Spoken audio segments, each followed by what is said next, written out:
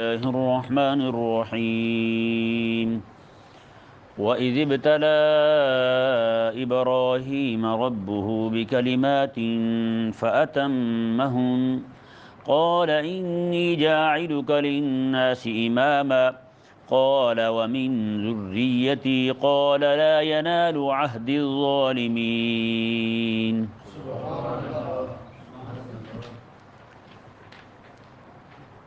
پیچھے مشرکین اور یہود و نصارہ کا یہ دعویٰ مذکور ہوا کہ انہوں نے کہا کہ ابراہیم علیہ السلام ہمارے ہیں۔ یہودی بھی یہ دعویٰ کرتے تھے کہ حضرت موسیٰ علیہ السلام کے توسط سے، اسحاق علیہ السلام کے توسط سے ابراہیم علیہ السلام ہمارے ہیں، اور مشرکین جو تھے مکہ کے، کیونکہ وہ حضرت اسماعیل علیہ السلام کی اولاد میں سے تھے، تو وہ بھی یہ دعویٰ کرتے تھے کہ ہم اسماعیل علیہ السلام کے توسط سے ابراہیم علیہ السلام کی اولاد ہیں۔ اور اسی طرح کر کے نصارہ جو ہیں وہ بھی وہ دعویٰ کرتے تھے۔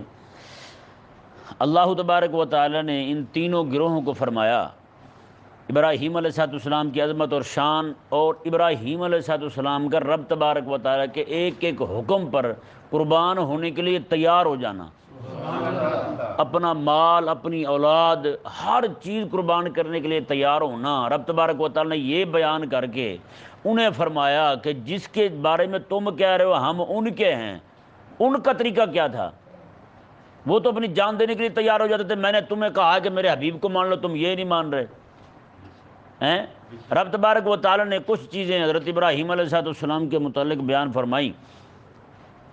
فرمایا وَإِذِ ابْتَلَىٰ إِبْرَاهِيمَ رَبُّهُ بِكَلِمَاتٍ فَأَتَمَّهُنَّ، فرمایا کہ ابراہیم علیہ السلام کو ان کے رب نے آزمایا، بکلمات، کچھ کلمات سے، کچھ چیزوں سے، فَأَتَمَّهُنَّ، ابراہیم علیہ السلام ان ساری چیزوں میں کامیاب ہو گئے۔ فَأَتَمَّهُنَّ، بالاتمام آپ نے ان سب چیزوں کو انجام دے دیا۔ یہاں یہ ذہن میں رہے، رب تبارک و تعالی نے جو فرمایا نا کہ ابراہیم علیہ السلام کو اس کے رب نے آزمایا، بڑے مقام دینے کے لیے رب تبارک و تعالی آزمائش کرتا ہے۔ کیا کرتا ہے؟ آزمائش کرتا ہے۔ اور مزے کی بات یہ ہے کہ یہاں پہ رب تبارک و تعالی نے رب ہو کی جگہ کو اور لفظ نہیں لگایا، اپنا نام اور نہیں لگایا، اور ذکر نہیں کیا۔ اللہ تعالیٰ کے اور اسماء بھی بہت تھے، لیکن لفظ یہاں رب کیا ہے؟ لفظ رب ہے، اور رب کا ایک معنی تربیت کرنا بھی ہے۔ کیا ہے؟ تربیت کرنا بھی ہے۔ فرمایا کہ میرا ابراہیم آگ میں جا رہا ہے، یہ سزا نہیں ہے، یہ تربیت ہے میرے ابراہیم کی۔ فرمایا کہ میرا ابراہیم جو ہے یہ اپنے شہر سے ہجرت کر رہا ہے، اپنے علاقے کو چھوڑ رہا ہے، یہ کو میرے ابراہیم کے لیے سزا نہیں ہے، بلکہ یہ میرے ابراہیم کی تربیت کا حصہ ہے۔ یہ خلیل اللہ بننے جا رہا ہے میرا ابراہیم۔ جی اسی طرح کر کے بیٹے کو چھوڑنے کا کہا، بیوی کو چھوڑنے کا کہا۔ کہاں چھوڑا؟ جہاں پہ کچھ ہے ہی نہیں، سبزت تک کا نام نہیں ہے، وہاں لوگ نہیں رہتے، بالکل تنہا گھر والی کو اور بیٹے کو چھوڑ دیا ابراہیم علیہ السلام نے۔ جی اور پھر رب تبارک و تعالیٰ کا حکم ہے، پہلوٹا بیٹا، جسے ہماری زبان میں کچھ اور پلیٹھی کا کہتے ہیں، پہلوٹا بیٹا جو ہے اردو میں یہی کہتے ہیں۔ تو پہلا بیٹا جسے رب تبارک و تعالی نے فرمایا، خواب میں اشارہ ہوا اپنی پیاری چیز ذبح کرو، خواب میں یہی اشارہ ہوا، بکریاں ذبح کی، اونٹ ذبح کیے، جی پھر خواب ہے اپنی پیاری چیز، کہا پیاری تو بیٹا ہی ہے، پھر اس کے گلے پہ چھری رکھ دی۔ ان کے اچھا جب ماننے والا بندہ رب کا حکم ایسا ہو نا، پھر رب تبارک و تعالیٰ بھی جو چیزیں آخرت میں جا کے جنت میں ملنی ہے نا، رب تبارک و تعالیٰ دنیا میں عطا فرما دیتا ہے۔ بتائیں بھی جنت سے مینڈھا آیا یا نہیں آیا؟ حضرت اسماعیل علیہ السلام کا فدیہ بننے کے لیے دنیا میں مینڈھا آیا ہے، جنت سے مینڈھا آ گیا۔ جی بتائیں، جبریل امین علیہ السلام یہاں آ کے رکھ رہے ہیں۔ تو رب تبارک و تعالیٰ نے فرمایا کچھ چیزوں سے ہم نے انہیں آزمایا ہے۔ وہ ساری چیزیں یہاں بیان کرنا مقصد نہیں ہے، کہ کچھ چیزیں جو ہیں وہ ابراہیم علیہ السلام کی جو آپ کی سنت کریمہ ہے، جو ہماری شریعت کا بھی حصہ ہیں، جنہیں سنن المرسلین کے نام سے کتب احادیث میں بیان کیا جاتا ہے، مفسرین بھی بیان فرماتے ہیں سنن المرسلین۔ کیا کہتے ہیں؟ سنن المرسلین۔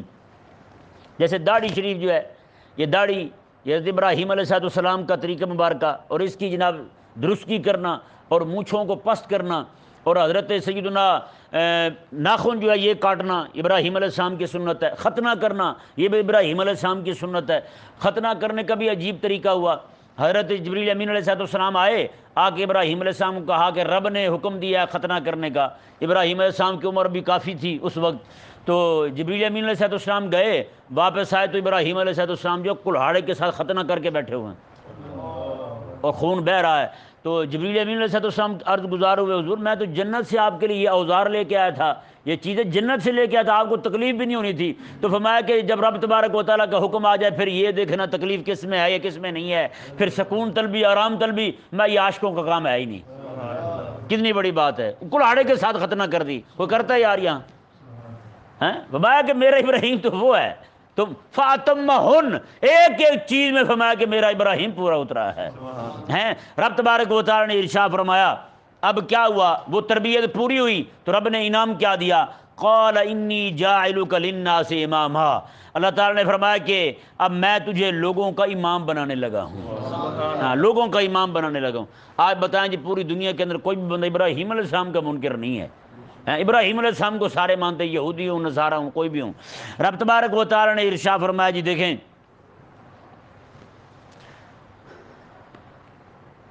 قال ومن ذریتی، یہاں دیکھیں امامہ کا لفظ جو ہے وہ یا تو ابراہیم علیہ السلام کے اعلان نبوت سے پہلے ہو تو پھر معنی یہ بنے گا ہم آپ کو نبی بنائیں گے، آپ اعلان نبوت کریں گے، معنی یہ ہوگا۔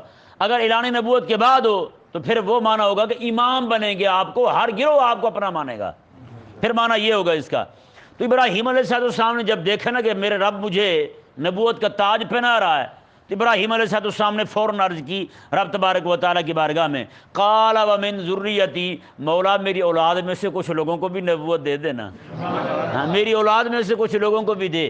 ہاں جی بتائیں بھائی، بچوں کے لیے مانگنا ہے تو کیا مانگنا ہے؟ رب تبارک و تعالیٰ کی محبت مانگنی ہے، رب تعالیٰ کا عشق مانگنا ہے، رب تبارک و تعالیٰ کی الفت مانگنی ہے، رب تعالیٰ کی یاد میں تڑپنا مانگنا ہے، رب تبارک و تعالیٰ کے دین کی دعوت کی طلب مانگنی ہے رب تبارک و تعالیٰ سے۔ آج ہماری طلب جو ہے وہ اور ہی ہے، ہم کچھ اور ہی مانگ رہے ہیں رب تبارک و تعالیٰ سے، نہ اپنے بچوں کے لیے مانگے رب تبارک و تعالیٰ سے تو یہی مانگے جو ابراہیم علیہ السلام نے مانگی تھی۔ بہرحال ابراہیم علیہ السلام نے جو مانگا وہ نبوت مانگی تھی رب تبارک و تعالیٰ سے اپنی اولاد کے لیے، تو ہم جو ہے وہ نبوت کی نیابت، علم جو ہے، نبوت کی میراث علم جو ہے وہ اپنی اولاد کے لیے مانگیں کہ اللہ تبارک و تعالیٰ ہماری اولاد کو بھی اسی راہ پر رکھے جس راہ پر اللہ تبارک و تعالیٰ کے خاص بندے چلتے رہے ہیں۔ دیکھیں جی رب تبارک و تعالیٰ نے ارشاد فرمایا،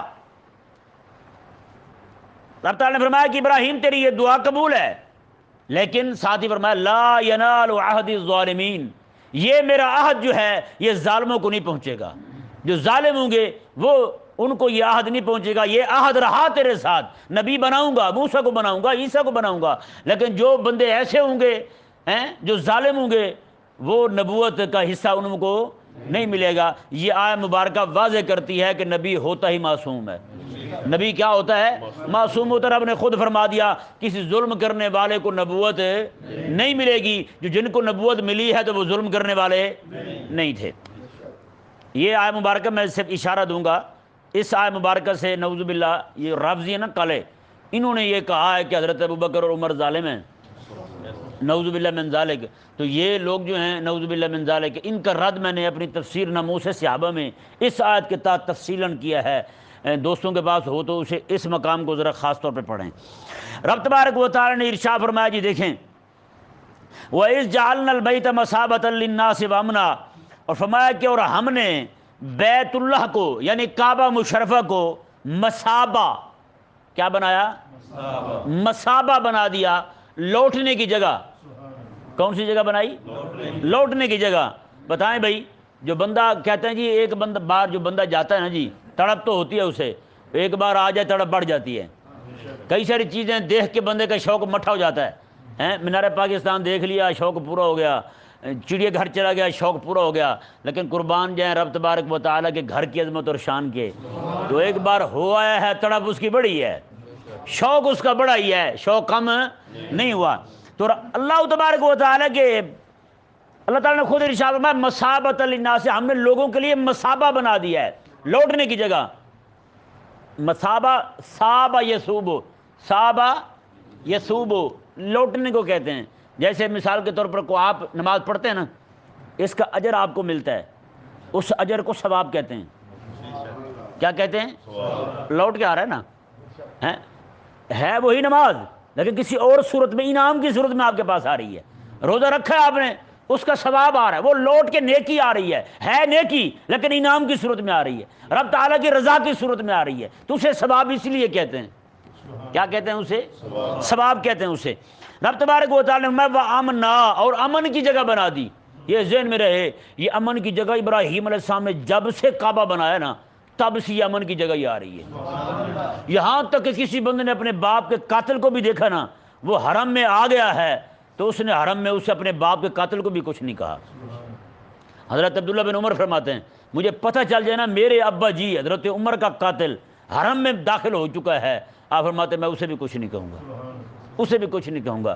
رب تعالیٰ کے حکم کے سامنے سر جھکانا تو یہ ہوا نا یار، کہ سگے باپ کو قاتل بھی ہو، رب نے منع کر دیا اس کی طرف یہاں نہیں دیکھنا، باہر جا کے جو مرضی کرو میرے حرم سے نکل کے، لیکن وہاں دیکھا تک نہیں ہے حضور کے غلاموں نے۔ یار آگے دیکھیں جی، رب تبارک و تعالیٰ نے ارشاد فرمایا وَأَمْنَا وَاتَّخِذُوا مِن مَقَامِ إِبْرَاهِيمَ مُصَلَّى، فرمایا کہ جو مقام ابراہیم ہے اسے مصلی بنا لو، اسے کیا بنا لو؟ حضرت عمر نے عرض کی آقا علیہ السلام کی بارگاہ میں، یا رسول اللہ یہ ابراہیم علیہ السلام کے مقام جو ہے، یعنی ابراہیم علیہ السلام نے جہاں اپنے پاؤں رکھے، رب تبارک و تعالیٰ نے معجزتاً اسے ایسا نرم بنا دیا کہ آپ کے پاؤں جو ہے ٹخنوں تک اس میں اندر چلے گئے، پاؤں دھنس گئے۔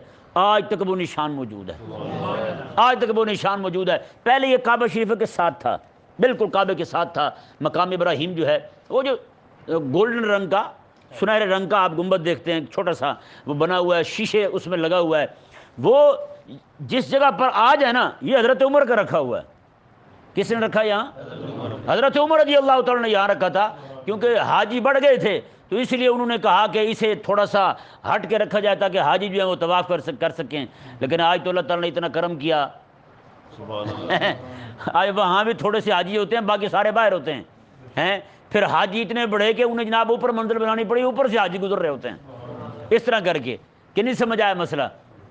ہاں تو یہ حضرت عمر رضی اللہ تعالیٰ نے یہاں رکھا اس مقام کو، تو یہ اس بات کی دلیل ہے کہ اس کعبے کو بنانے والا جو بندہ تھا اس کے نالین شریف کے جو نشان ہیں وہ بھی آج کسی کے پاس موجود ہیں، تو وہ رسول اللہ علیہ السلام کی امت کے پاس موجود ہیں، وہ بھی آج تک ہمارے ہی پاس موجود ہیں۔ جب سے جناب ابراہیم علیہ السلام نے کعبہ شریفہ بنایا ہے، کعبہ بھی وہی موجود ہے اور مقام ابراہیم بھی وہی موجود ہے۔ تو رب تبارک و تعالیٰ نے اسے، حضرت عمر رضی اللہ تعالیٰ نے کہا نا کہ یہاں اب بتائیں جی، کعبہ وہاں موجود تھا، اس کے علاوہ بھی کسی برکت والی جگہ کی ضرورت تھی؟ کعبہ جو موجود تھا وہاں ابراہیم علیہ السلام کی تعمیر تھی، لیکن نہ، تو حضرت عمر کہنے لگے یا رسول اللہ یہ یہاں قدم لگے ہیں حضرت ابراہیم علیہ السلام کے، تو رب تبارک و تعالیٰ سے دعا مانگے، رب تبارک و تعالیٰ ہمیں اس کے پاس بھی نماز پڑھنے کی توفیق دے۔ اللہ والے رب تبارک و تعالیٰ کے پاک پیغمبر کے پاؤں لگے ہیں، اس کی برکت سے اللہ تبارک و تعالیٰ ہماری نماز کو بھی قبول فرما لے گا۔ رب تبارک و تعالیٰ نے یہ حکم نازل فرمایا وَاتَّخِذُوا مِن مَقَامِ إِبْرَاهِيمَ مُصَلَّى۔ یہی وجہ ہے کہ آج جب حاجی جاتا ہے وہاں طواف کر لے تو 2 نفل پڑھنے واجب ہیں وہاں۔ کیا واجب ہیں؟ اور مزے کی بات دیکھیں کہاں پہ پڑھے؟ مقام ابراہیم کو آگے رکھے، مقام ابراہیم کو آگے رکھے، اس کے پیچھے کھڑے ہو کر نماز پڑھے۔ فرمایا کہ جہاں ابراہیم علیہ السلام کے پاؤں کے نشان ہے نا، ان نشانوں کو بنا بحیثیت بمنزلہ امام، تو مقتدی بن کے کھڑا ہو۔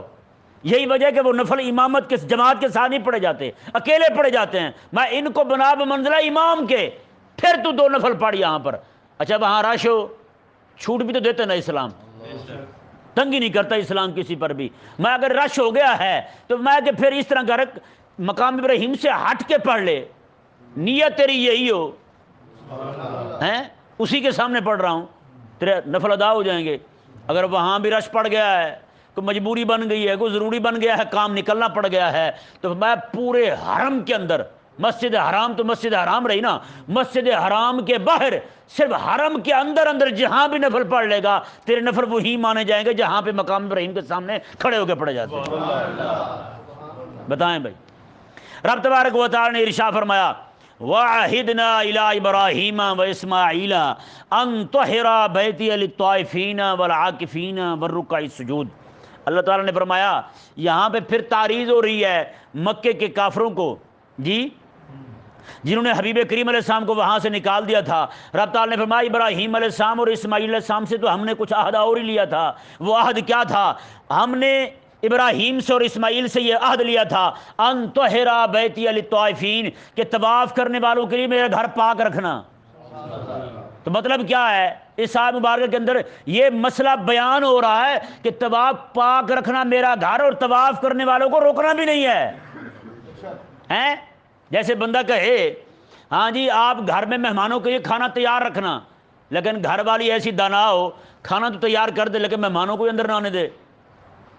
وہ کہے جی میرا تجھے یہ کہنا کہ کھانا بنا دینا یہ ان کو آنے کی اجازت دینا تھا، کھانا بنا دینا یہ لفظ جو ہے، یہ جملہ جو ہے ان کی اجازت کو متضمن ہے، ان کو بھی آنے دو۔ کہ آپ نے کھانا بنانے کا کہا تھا، آپ نے یہ تھوڑا کہا تھا انہیں اندر بھی آنا دینا ہے؟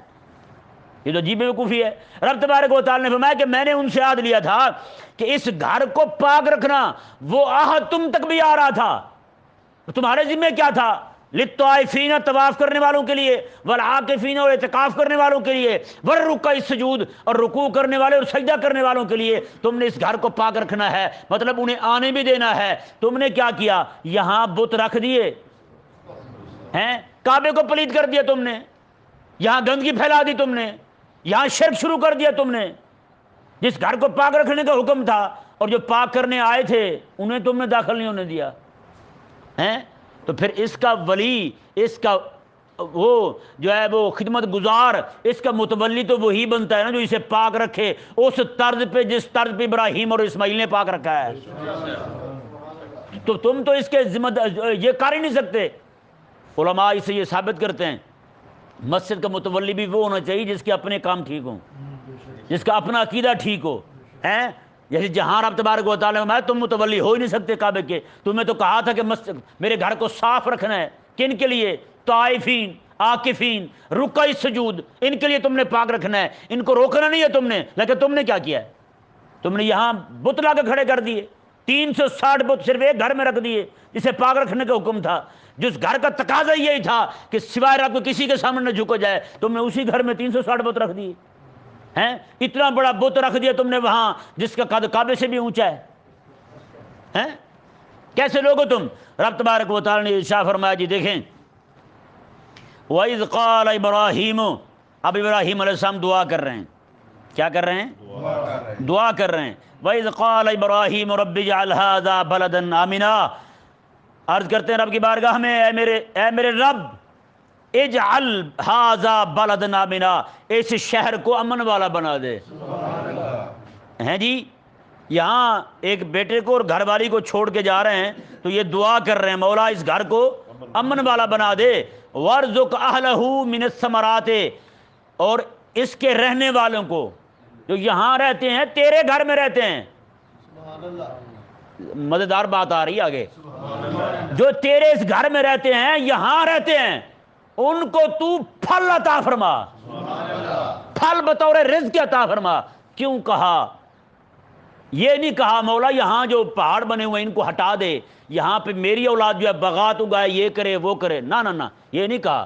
میں عرض کی رب تعالیٰ کی بارگاہ میں، مولا جب تیرے گھر کے متولی بنیں گے، تیرے گھر کے خدمت گزار بنیں گے، تیرے گھر کے یہاں امام بنیں گے، تو پھر یہ کمانے لگ گئے، ہل جوتنے لگ گئے، تو پھر یہ کام تیرے گھر کا تو نہیں ہوگا، تیرے گھر کا کام تو نہیں ہوگا۔ مولا ان کو تو غیب سے پھل عطا فرما، ہاں ان کو باہر سے پھل عطا فرما، کمائیں اور پہنچے ان تک۔ ہیں جی، جب مدینہ شریف میں، مکہ شریف میں پاکستان کا آم ختم ہوتا ہے نا، تو پھر افریقہ کا آم جانا شروع ہو جاتا ہے۔ جب وہاں یہاں کا کیلا جانا بند ہوتا ہے تو اس وقت لبنان سے کیلا آنا شروع ہو جاتا ہے۔ یعنی پوری دنیا کے موسمی پھل جو ہیں جہاں اگائے وہاں ختم ہو سکتا ہے، لیکن ابراہیم علیہ السلام کی دعا کا اثر دیکھیں، وہاں کبھی کوئی بھی پھل کسی بھی موسم کا ختم ہی نہیں ہوا، ہر موسم کا پھل ہر وقت موجود رہتا ہے وہاں۔ رب تبارک و تعالیٰ یوں عطا فرماتا ہے انہیں۔ اس سے یہ بھی ثابت ہوا مسئلہ کہ عالم جو ہے نا، عالم جو امت کی خدمت کے لیے بیٹھا ہو، امت پر لازم ہے کہ ان کی اس کی دنیاوی ضروریات کا خیال رکھیں۔ کیا کریں؟ ان کی دنیاوی ضروریات کا خیال رکھیں، کیونکہ اگر وہ بھی اٹھ گیا کام کرنے چلا گیا، تجھ سے تو نماز نہیں پڑھی جاتی، کام کیا ہوتا؟ کہتے ہیں مولوی پیسے کیوں لیتے ہیں، تنخواہ کیوں لیتے ہیں؟ میں نے کہا آپ نمازیں کتنی پڑھتے ہیں؟ کہتا جی ایک پڑھتا ہوں۔ میں نے کہا کون سے؟ کہتا فجر کی۔ میں نے کہا باقی؟ کہتا ہے وہ کام میں ہوتا ہے نا۔ میں نے کہا اگر یہی حال مولوی بھی کرنے لگے تو نماز کیسے پڑھائے گا؟ میں نے کہا ایک منٹ میں تو گگو بن جاتا ہے، محدث اعظم اور مفتی اعظم بن جاتا ہے، ٹی وی اینکر بن جاتا ہے، مولوی کیوں تنخواہ لیتے ہیں بھائی؟ رب کا کام اور پیسے لے کر ہیں؟ میں نے کہا ذلیلہ تجھ سے نماز پڑھی نہیں جاتی ہیں، وہ جو کام میں ہوتے ہیں نا جی، تو اس لیے پھر نہیں پڑھ سکتے۔ تو میں نے کہا کہ وہ بھی کام میں ہوا تو پڑھانا دور کی بات ہے، وہ پڑھنے سے بھی رہے گا ہیں؟ یہ تو آپ کے ذمہ ہے۔ حضرت عمر رضی اللہ عنہ، حضرت عثمان غنی رضی اللہ تعالیٰ عنہ نے مؤذنین، ائمہ اور علماء جو تھے ان کے ماہانہ تنخواہیں مقرر کی تھی، ان کو گھر میں پہنچتا تھا سارا کچھ۔ میں یہ تمہیں وہی پہنچے گا، تم نے صرف رسول اللہ علیہ وسلم کے دین کا کام کرنا ہے، دین کی خدمت کرنی ہے۔ رب تبارک و تعالی نے ارشاد فرمایا جی دیکھیں، من آمن منہم باللہ والیوم الاخر، سبحان اللہ۔ یہ پیچھے دیکھیں یہ آیت مبارکہ پہ اصل میں چاہ رہا ہوں کہ زیادہ پڑھ لیں، آج باتیں اس لیے مختصر کر رہا ہوں ورنہ ایک آج پہ سارا وقت ختم ہو جائے، کل بھی سبق نہیں ہوا۔ پیچھے ہم نے جو پڑھا ہے، ابراہیم علیہ السلام نے دعا کی مولا میری اولاد کو بھی نبوت دے۔ رب تعالیٰ نے لا ینال عہد الظالمین، ظالموں کو نہیں دوں گا میں، ظالموں کو نہیں دوں گا میں، جو حق سے ہٹا ہوا کو اسے نبوت نہیں ملے گی۔ یہ کہا رب تبارک و تعالیٰ نے، میں کہ نبوت ہر ایک کو نہیں ملتی۔ یہاں دعا کرتے ہوئے ابراہیم علیہ السلام نے وہی اصول ذہن میں رکھا، کہنے لگے مولا پھل دے ان کو جو صرف تجھ پر ایمان لانے والے ہیں، والیوم الاخر، اور آخرت پر ایمان رکھنے والے ہیں، جو تجھ پر ایمان رکھیں اور آخرت پر ایمان رکھیں انہیں پھل عطا فرما۔ انہیں کہا کہ یہ نہ ہو میں اب یہ پھر دعا کروں مولا صرف ایمان والوں کو دے، یہ سب کو دے، تو رب فرما دے نہیں صرف ایمان والوں کو دوں گا، باقیوں کو نہیں دوں گا۔ لیکن رب تبارک و تعالیٰ نے یہاں ابراہیم علیہ السلام نے وہی اصول ذہن میں رکھا، نبوت ملنے والا، تو رب تعالیٰ نے پتہ کیا ارشاد فرمایا کالا ومن کفر، میں ابراہیم اب یہ دعا یہاں نہیں بنتی۔ تو نے یہ کہا ہے نا پھل دے صرف ایمان والوں کو، روٹی دے ایمان والوں کو، میں نہ ومن کفر، جو کافر بھی ہوگا نا روٹی اسے بھی دوں گا، جو کافر بھی ہوگا نا پھل اسے بھی دوں گا، جو کافر بھی ہوگا نا کھانا اسے بھی دوں گا، لیکن کیا ہوگا فَأُمَتِّعُهُ قَلِيلًا، اسے تھوڑا نفع اٹھانے دوں گا دنیا میں، نفع اٹھانے دوں گا دنیا میں، ثُمَّ اضْطَرُّهُ إِلَىٰ عَذَابِ النَّارِ، پھر اسے جہنم کے عذاب کی طرف اضْطَرُّهُ گھسیٹ کر لے جاؤں گا میں اسے، اضْطَرُّهُ، یہ نہیں کہا اُدْخِلُهُ، نہ اضْطَرُّهُ، مجبور کر کے اسے گھسیٹ کر رگڑ کر اسے جہنم ڈال دوں گا میں، روٹی سب کو دوں گا میں، رزق دوں گا، پھل دوں گا اسے میں۔ آگے کیا فرمایا وَبِئْسَ الْمَصِيرُ، اور کتنا ہی برا ٹھکانہ ہے۔ اس سے ثابت ہوا مومن بندہ یہاں بھی کھاتا ہے رب تبارک و تعالیٰ کے حکم سے اور اس کی اجازت سے کھاتا ہے، اور یہاں تو کچھ بھی نہیں کھاتا، جو آخرت میں کھائے گا وہ اس کے لیے ہوگا سارا۔ اللہ اکبر۔ آگے جی پھر دعا آ رہی ابراہیم علیہ السلام کی، رب تعالیٰ نے ارشاد میں وَإِذْ يَرْفَعُ إِبْرَاهِيمُ الْقَوَاعِدَ مِنَ الْبَيْتِ وَإِسْمَاعِيلُ، اور فرمایا کہ جب ابراہیم علیہ السلام اور اسماعیل علیہ السلام دونوں باپ بیٹا کعبہ شریفہ کی بنیادیں نیے اٹھا رہے تھے، بنیادیں اٹھا رہے تھے، دیواریں اٹھا رہے تھے، دیواریں اٹھاتے اٹھاتے رات ساتھ دعا بھی کر رہے تھے، ربنا تقبل، مولا قبول بھی کر۔ اللہ اکبر۔ اس سے ایک مسئلہ اور بھی ثابت ہوتا ہے کہ بندہ نیکی کرتے ہوئے اکڑ نہ جائے، نماز پڑھ کے بدماشی بنا پھرے، اور میں جی نماز پڑھ کے آیا ہوں، مولوی پر احسان کیا میں نے، ہاں نہ ایسا نہ ہو۔ وہ رب کا گھر بنا، کعبہ بنا کے ڈر رہے ہیں مولا قبول کر لے، ربنا تقبل، مولا قبول کر لے، تیری مہربانی، تیرا کرم ہوگا قبول کر لے۔ اس سے ثابت ہوا بندہ کوئی بھی نیکی کرے، کوئی بھی خدمت اللہ تبارک و تعالیٰ اس سے لے رہا ہے نا تو اس پہ اکڑے نہ، تکبر نہ آنے دے اس میں، لوگوں کو اذیت نہ دینا شروع کر دے، کسی کو 10 روپے کی روٹی کھلا کے بعد میں 20 روپے کی بےزتی کر دے بندہ، نہ یہ نہ ہو۔ جیسے کسی کی روٹی دے دو کہتے کھا مر، یہ کیا ہوا؟ روٹی دے کے کھا مر کہنے کا کیا مطلب ہوا؟ روٹی دے کے کہے بھائی صاحب آپ کھائیں، تاکہ تیری نیکی میں اضافہ ہو۔ یہ جو کھا مر رہا ہے نا اس نے پچھلی نیکی کو بھی ضائع کر دیا ہے۔ رب تبارک و تعالی نے ارشاد فرمایا جی دیکھیں اور یہ دعا کر رہے ہیں ربنا تقبل منا، مولا یہ قبول فرما لے ہم سے، انک انت السمیع العلیم، بے شک تو سننے والا بھی ہے جاننے والا بھی ہے، تو سننے والا بھی ہے، سننے والا مطلب تو قبول فرمانے والا ہے۔ آگے اللہ تبارک و تعالیٰ کی بارگاہ میں ایک اور دعا کی، اللہ اکبر، ربنا وجعلنا مسلمین لکا، مولا ہم دونوں کو بھی اپنی بارگاہ میں جھکا ہوا رکھ، ہم تیری بارگاہ میں جھکے رہیں، وَمِن ذُرِّيَّتِنَا أُمَّةً مُسْلِمَةً لَكَ، اور ہماری اولاد میں بھی ایک جماعت مسلمان ہی رہے، ایک جماعت تیری بارگاہ میں جھکی رہے، ان کا سر، ان کی گردن، ان کا منہ جو ہے وہ تیری بارگاہ میں جھکا رہے، وَأَرِنَا مَنَاسِكَنَا وَتُبْ عَلَيْنَا، یہ نہیں کہا مولا اب تیرا گھر بنا دیے اب ہم چھٹے ڈھکے ہیں، اب ہمیں تیرے کسی حکم کی ضرورت نہیں ہے، اب تو ہم بخشے بخشائے ہیں، نہ، کیا کہتے ہیں مولا وَأَرِنَا مَنَاسِكَنَا، یہ گھر بنا دیا ہے، اب اس کے آداب، اس کے حج کے آداب، حج کے احکامات بھی ہمیں سکھانا، وہ بھی ہمیں سکھا تاکہ ہم اسی کے مطابق تیری عبادت کرتے رہیں، وَتُبْ عَلَيْنَا، مولا اپنی توجہ بھی ہماری طرف رکھ۔ نیکی کر کے دعا مانگنا ہے بھائی، نیکی کر کے اڑنا کرنا۔ اچھا جو بندہ نماز پڑھ کے سلام پھر کے استغفر اللہ پڑھ رہا، مولا مجھے بخش، نیکی کر کے کہہ رہا مولا مجھے بخش، اس سے کیا ثابت ہوا کہ اس نے کوئی بڑا کام کر دیا ہے؟ نماز پڑھ کے استغفر اللہ پڑھنے کا حکم کیوں ہے؟ میں تیرے اندر غرور نہ آ جائے، تکبر نہ آ جائے۔ اب بھی دعا مانگ رب سے، مولا جس طرح تیری عبادت کا حق تھا وہ مجھ سے ادا نہیں ہوا، نماز پڑھ کے بھی میں تو گناہ کر بیٹھا ہوں، مجھے معاف کر دے۔ جہاں اتنا حکم ہو وہاں اڑنا کرنا کیا مطلب ہے بھائی؟ کیا معنی رکھتا ہے وہ؟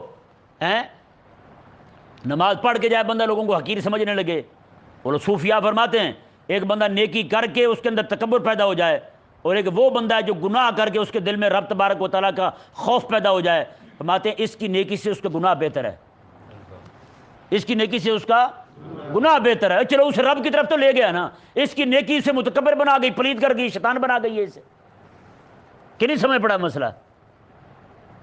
کیا گناہ ہے اس نے، رب کی نافرمانی کی ہے، لیکن اس نافرمانی کا بدلہ کیا ہوا کہ رب تبارک و تعالیٰ کی بارگاہ کی طرف متوجہ ہو گیا، رب تعالیٰ کی بارگاہ کی طرف متوجہ ہو گیا۔ لیکن یہاں کیا ہوا ہے؟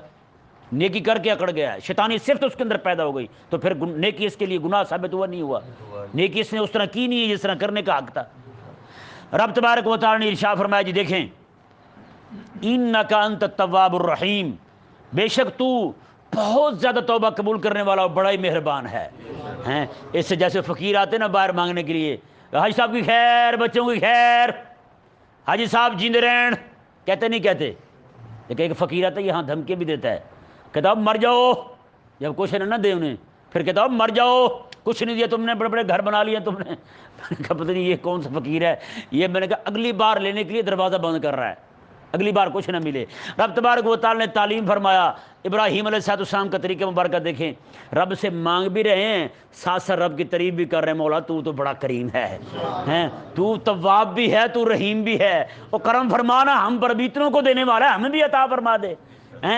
آگے دیکھیں جی، ایک اور دعا مانگی ابراہیم علیہ السلام نے، جب اپنے بیٹے کو بھی چھوڑ دیا، کعبہ بھی بنا دیا، سارا کچھ کر لیا، پہلے یہ دعا مانگی، مولا ان کی طرف اپنے کعبے کی طرف لوگ آئیں، فَجْعَلْ أَفْئِدَةً مِّنَ النَّاسِ، کچھ لوگوں کے دل جو ہیں وہ بھی اس طرف جھکے رہے ہیں۔ مفسرین فرماتے ہیں حضرت سیدنا ابراہیم علیہ السلام صرف یہاں پہ حرف من، حرف جار جو ہے یہ نہ لگاتے، یہ کہہ دیتے مولا سارے لوگ آئیں، تو باتیں کسی نے اپنے گھر میں رہنے نہیں تھا، سارے ادھر ڈھکے رہتے، سارے ادھر ہی آ جاتے، کہتے مولا ہم پڑے ہوئے ادھر۔ رب تعالیٰ نے فَجْعَلْ أَفْئِدَةً مِّنَ النَّاسِ، کچھ لوگوں کو ادھر موڑ دے۔ اب کیا ہوتا ہے، کچھ لوگ کیا، ہر طرف لوگ جو ہیں کئی وہاں پہنچے ہوتے ہیں، کئی راستے میں ہوتے ہیں، کئی تڑپ رہے ہوتے ہیں، ہے یا نہیں ایسا؟ یہ دعا کی رب تعالیٰ کی بارگاہ میں، ربنا وبعث فیہم رسولا، مولا تیرا گھر بھی بنا دیا ہے، یہاں اپنی اولاد کو بھی بسا دیا، مولا اب اس طرح کر، اب وہ شانوں والا رسول بھی بھیج، شانوں والا رسول بھی بھیج۔ وَبَعَثْ فِيهِمْ رَسُولًا مِّنْهُمْ يَتْلُو عَلَيْهِمْ آيَاتِكَ، یہاں پہ تین منصب بیان کیے، کتنے منصب بیان کیے؟ تین منصب بیان کیے۔ پہلا کون سا ہے؟ یتلو علیہم آیاتک، تیری آیتوں کی تلاوت کرے، تیری آیتوں کی تلاوت کرے، وَيُعَلِّمُهُمُ الْكِتَابَ، اور تیری کتاب ان کو سکھائے، بتائیں ابراہیم علیہ السلام کو پتہ نہیں تھا یہاں عربی بولنے والے ہوں گے، قرآن عربی میں آئے گا، بولنے والا بھی عربی، کتاب بھی عربی، عربی کو کتاب سکھانے کے لیے رسول عربی کی ضرورت ہو؟ آج تو مرزا جہنمی کہے کہ ہمیں سیکھنے کے لیے صرف ترجمے کی ضرورت ہے، ترجمہ مل گیا ہمیں، ہم علامۃ الدہر بن گئے، علامۃ الدہر والقہر، ہم علامۃ الدہر بن گئے۔ ابھی کون سے علامۃ الدہر ہو تم ہیں؟ حضرت ابوبکر عربی جاننے والے ہوں، حضرت عمر عربی جاننے والے ہوں، پھر جا کے حضور سے پوچھیں حضور اس کا مطلب کیا ہے ہیں؟ اور یہ جاہل کہتے ہیں جی ہمیں تو صرف ترجمہ کافی ہے۔ بھائی نہیں، یتلو علیہم آیاتک ویعلمہم الکتاب والحکمت، میں کتاب بھی سکھائے اور حکمت بھی سکھائے۔ یہ پہلا منصب حضور کا تلاوت قرآن، کون سا؟ دوسرا تعلیم قرآن، اور تیسرا تزکیہ نفس۔ کیا ہے؟ تزکیہ نفس۔ یہ دیکھیں جی تزکیہ کی دو صورتیں، دو قسمیں۔ پہلا ہے تخلیہ، تزکیے کے تحت آتا ہے تخلیہ، اور دوسرا ہے تجلیہ۔ کیا ہے؟ تجلیہ۔ تخلیہ یہ ہے کہ بندے کے دل کو رذائل سے، خباثتوں سے، پلیدگی سے، نجاست سے، کفر سے، شرک سے، غیبت سے، چغلی سے، حسد سے، کینے سے اور گستاخی سے، نفرت سے، اہل اللہ کی دشمنی سے پاک کر دیا جائے، پاک کر دیا جائے۔ یہ ساری چیزیں دل سے نکل جائیں تو سمجھیں اس کے دل کا تزکیے کا آدھا کام ہو گیا ہے۔ کتنا ہو گیا ہے؟ آدھا کام ہو گیا ہے۔ بزرگوں کی گدی پہ بیٹھ کے دشمن ہو صحابہ کا، بزرگوں کی گدی پہ بیٹھ کے دشمن ہو حضرت امیر معاویہ کا، تو سمجھیں وہ پلید ہے۔ کیا ہے؟ پلید ہے۔ اسے تزکیے کا پہلا حصہ جو ہے نا، پہلا جز، وہی حاصل نہیں ہوا، پہلا حصہ ہی حاصل نہیں ہوا اسے۔ تخلیہ ہے، پلیدگی سے دل پاک نہیں ہوا اس کا، صحابہ کی دشمنی دل میں کھڑی ہے۔ صحابی کی دشمنی تو قرآن کی دشمنی تک لے جاتی ہے، چاہے وہ دعویٰ کرتے رہے میں تو بڑا محب ہوں، محب نہیں ہے بھائی، وہ دشمن ہے، وہ پلید ہے، اس کا دل پاک نہیں ہوا، تزکیہ نفس کی دولت اسے حاصل نہیں ہوئی۔ اچھا جی، یہ پہلی صورت یہ تھی، پہلا حصہ اس کا۔ دوسرا حصہ کیا ہے؟ تجلیہ۔ کیا ہے؟ تجلیہ۔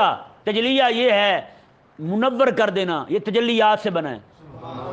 تجلیات مشہور لفظ ہے اس لیے میں نے بول دیا آپ کے سامنے، تجلیہ اور تجلیات۔ تجلیات، تجلیہ کیا ہے؟ یہ تجلیہ یہ ہے دل کو پھر حسن خلق سے، توحید سے، ادب سے، محبت سے، صحابہ کرام کے ادب سے، رسول اللہ کے ادب سے، ان ساری چیزوں سے دل کو منور کر دینا، متجلا کر دینا اور تجلیات سے بھر دینا۔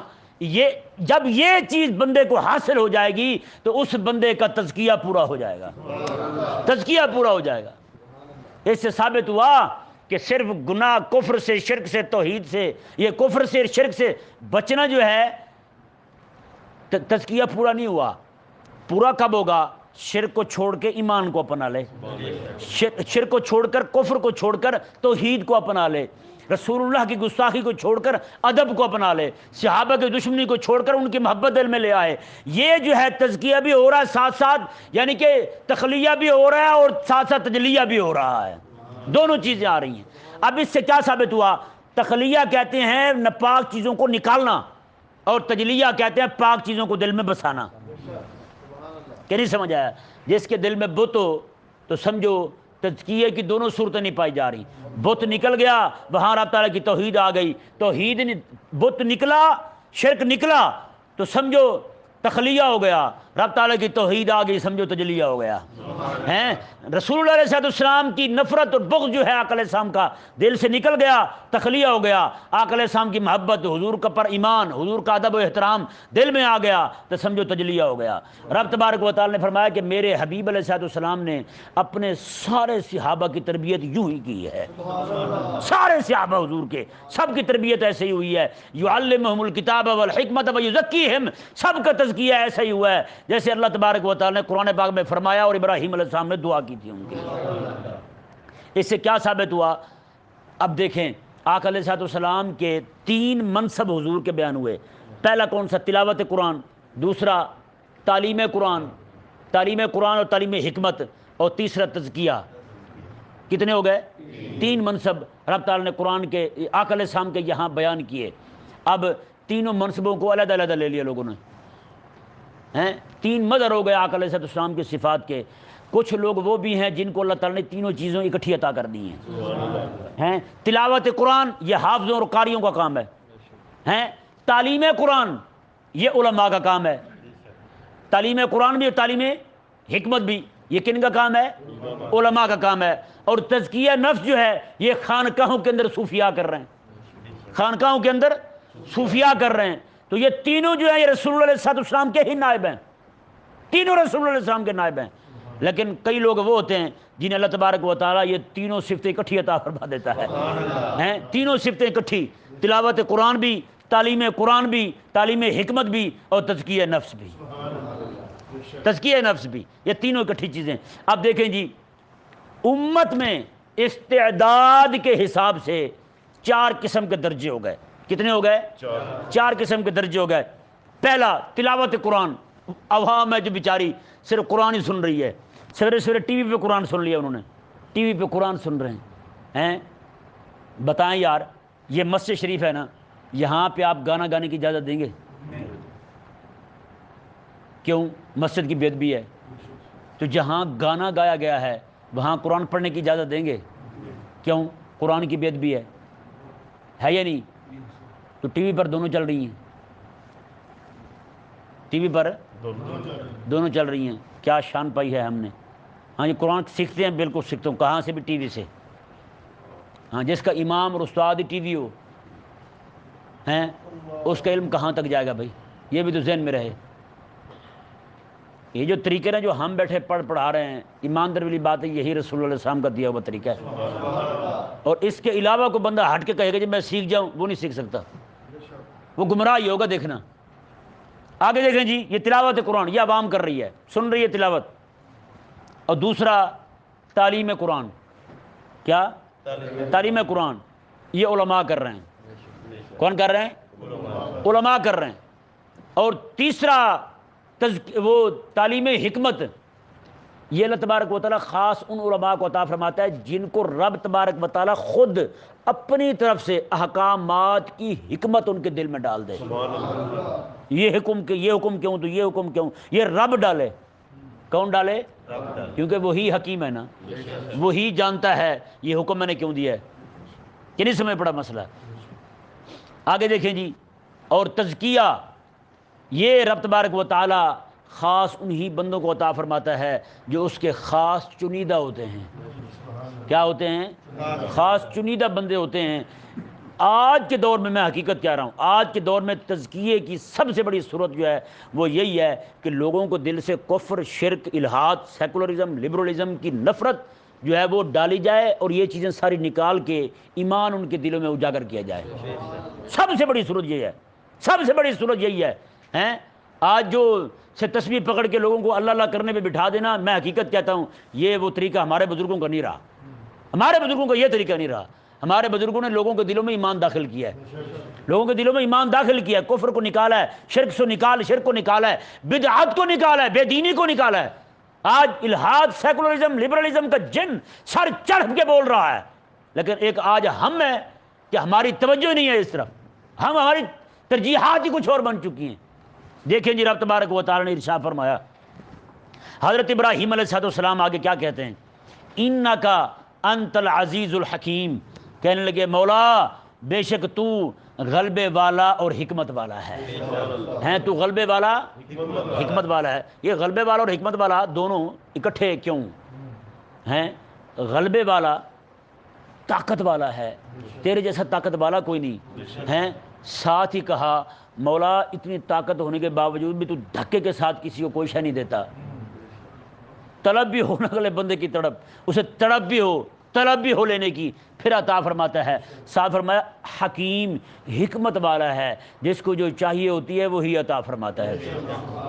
ہیں، جس کو جو چاہیے ہوتی ہے وہی عطا فرماتا ہے تم۔ اللہ تبارک و تعالی ہم سب کو کریم آقا علیہ السلام کے ان مناسب جلیلہ کا ادب کرنے کی، انہیں اپنانے کی توفیق عطا فرمائے۔